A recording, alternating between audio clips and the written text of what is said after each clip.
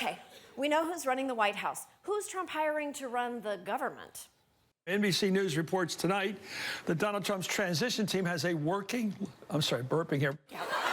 Yeah, no need to apologize, Chris. We're all having a hard time keeping food down.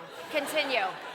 A working list of 3 to 5 names for each cabinet level position. All right, Rudy Giuliani for Attorney General. We've heard these. I think these names were put up as scarecrows anyway, but now they're real, I guess. Chris Matthews makes an interesting point when he calls these names scarecrows, and not just because scarecrow is Rudy Giuliani's side gig. Some people say that Trump is deliberately floating the most outrageous names so people will be relieved when his actual picks are slightly less awful. How else would you explain this? Donald Trump says that he would love to have someone of your strength in his administration. Oh, God, I'm going to Chris Matthews all over the floor. I think a lot about the Department of Energy because energy is my baby. Oil and gas and minerals, those things that God has dumped on this part of the earth for mankind's use. And if I were head of that, I'd get rid of it. You know, if I were in charge of that, it would be a short-term job.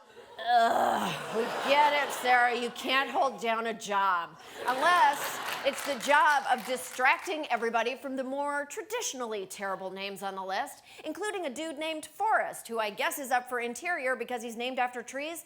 Otherwise, I don't know why you'd hand our national parks and wildlife refuges to an oil executive who also hates animals.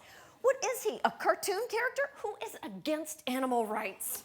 And no one should be surprised that the guy overseeing Trump's EPA transition team is a surprisingly kissable climate denier who says the world is not getting warmer, and even if it were, it would be a good thing because most people prefer less severe winters.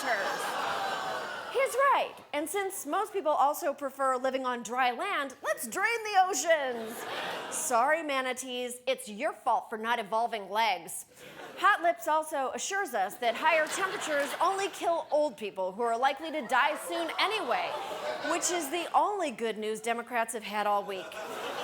Trump himself has given a lot of thought to the environment. I said, wait a minute.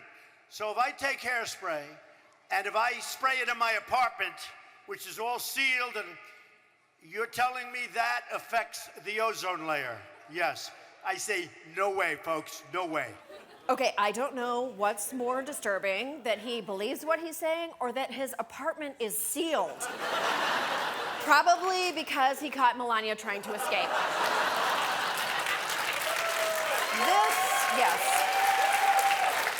This cabinet list isn't just a liberal's nightmare. A liberal's nightmare is running out of almond milk at a brunch party.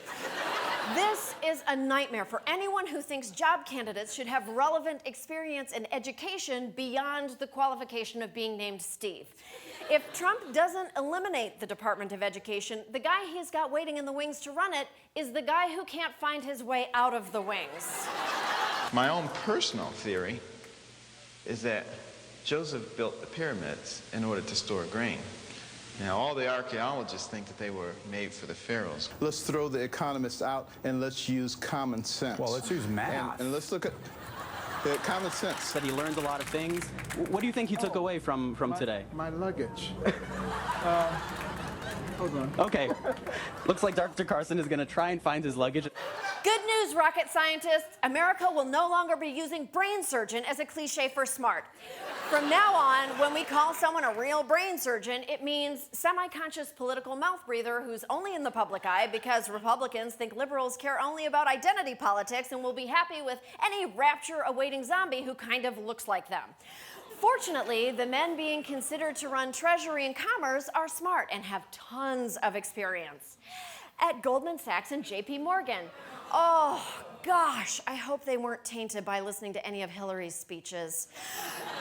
Never mind, Heartland populists. I'm sure those guys aren't important. Just ignore them and enjoy the parade of misfits, deplorables, zealots, and extremists who come January could be packing their bags for the White House. My luggage. We'll be right back.